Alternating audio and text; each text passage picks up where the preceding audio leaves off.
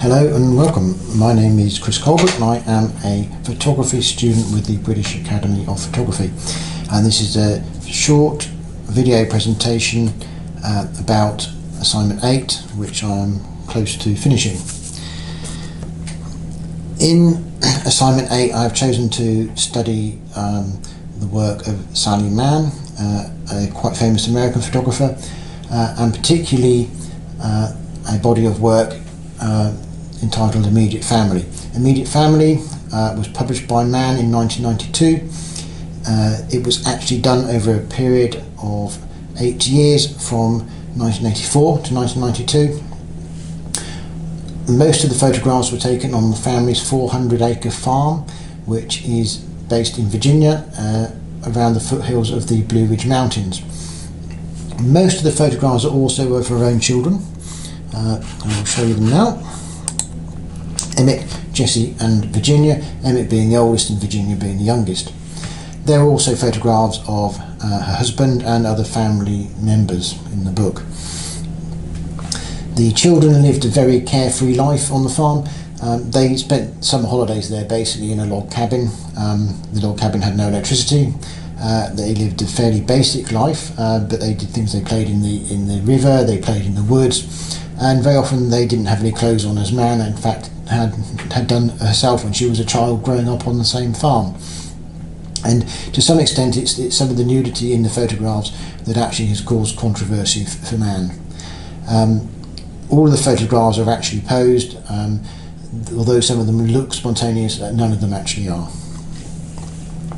So I came up with a research question. Did Sally Mann's work Immediate Family have a positive or negative effect on perceptions of photography as an art form? My research ethics were not to be influenced by any of my own preconceptions. I didn't have many. I really discovered Mann during assignment 7 in a book by Robert Hirsch called Seizing the Light. I had a vague idea of Mann before that, but I was impressed actually by the photographs that he had included in the book, and I felt that she was worthy of further study. I really wanted to only use what I would call valid sources of data, and by that I mean reviews and opinions from people who are professionals within the industry, art critics if you like, professional people, journalists, and not reviews off of Amazon or just anybody really. And to remain impartial, which is, I believe, very important. So my primary resource for this, for the research, I will confess I really had wanted to go to one of her exhibitions. There is currently one happening in Paris up until the 18th of September, but I really I can't afford to go basically. I would love to go, and I will be making an effort to go and see one of her exhibitions in the future. I did manage to get hold of a copy of Immediate Family, the book, which has been reissued. I bought it on Amazon, and it is identical to the original 1992 issue. There is absolutely no difference whatsoever. So for somebody like me, it is the same experience that somebody had in 1992 looking at this book for the first time. There are also many other things, articles in magazines that I found, interviews, some with Mann, some with other people. So there was quite a lot of information. Secondary resources were the book I mentioned, one by Robert Hirsch. The second book was a book called Ambition and Love in Modern American Art by Jonathan Weinberg, which he published in 2001.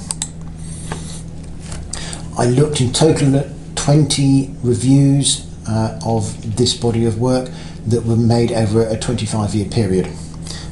Reviews by people like the New York Times Magazine, which was released at the time. One I wasn't able to find was the Wall Street Journal. They apparently did a very damning review. They even censored Virginia. Virginia was very unhappy about that. And I wasn't able to find it, sadly. But I did find an awful lot of other information. Mitchell and Cautionley Review is a university review. Ambition and Love in Modern American Art I've already mentioned, and many other professional reviews. A quick look at the social and political situation at the time. Quite frankly, man could not have released this at a worse time. There was a very strong political will to promote a less liberal society in America, and this was a very bad time to issue a body of work like this. The reviews, I've already said, were mixed. Some were very damning, others were overjoyed at seeing the work. For Man, it was a commercial success, and Man did not expect this. Man had expected basically the same reaction that she had to her previous book, which had been released about 10 years before, and in fact took 10 years to sell its first print run. In this situation, for Immediate Family, Man sold over 300 prints in about the first 3 months, which was a gross of around $500,000. The children were teased at school. My research shows that they seem to handle it actually quite well. Emmett had a particularly good way of handling it. He basically told his friends that Man paid him enormous amounts of money to pose for her, and his friends were incredibly impressed with this boast. And it wasn't true, of course. She actually paid him 75 cents per image. And talking of images, we will look at one of them. It isn't one I particularly like, but it is one that an awful lot of people talk about, and is often referred to as one of her more notorious images. This is an image called Hayhook. It was taken in 1989, and I'll read you a couple of reviews of it. The first one is from the New York Times at the time of publication, 1992. They say, one particularly shocking picture shows a nude pre-adolescent girl hanging by her hands from a metal hook on the deck of a summer home whilst adults sit nearby reading the newspaper, seemingly oblivious to her presence.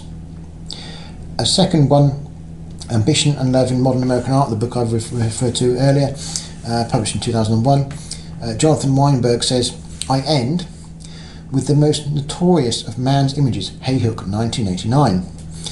The photograph that the New York Times would not print. It shows Jessie completely naked and hanging from a hook as if she were a piece of meat. The strangeness of the scene is increased by the fact that several adults ignore her bizarre pose. However, he goes on to say, the uncanniness and aesthetic elegance of Hayhook mark Man's confident entrance into the history of art. So he obviously was impressed by this.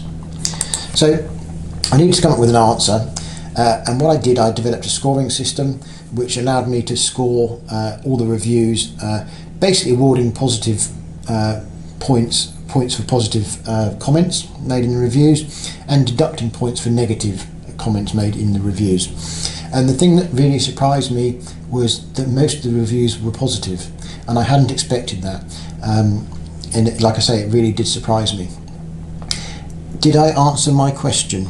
The answer is no. That's the short answer. There was a longer answer in my assignment, and the reason I didn't answer my question, I think, is because it's a very difficult question to answer, and I probably would have asked a different question if I did this again.